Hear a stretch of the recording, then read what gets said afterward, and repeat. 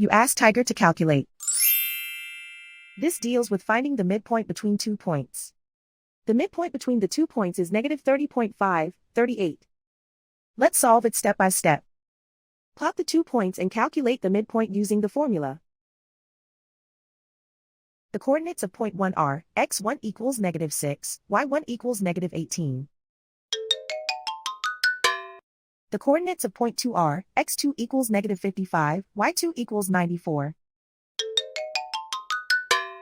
PM represents the midpoint of the 2 points.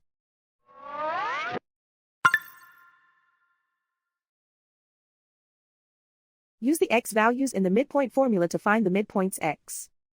x1 equals negative 6. x2 equals negative 55. Simplify the arithmetic.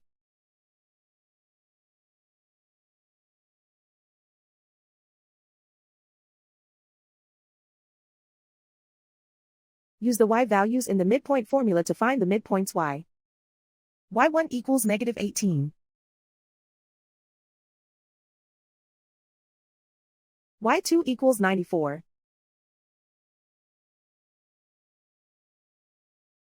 Simplify the arithmetic.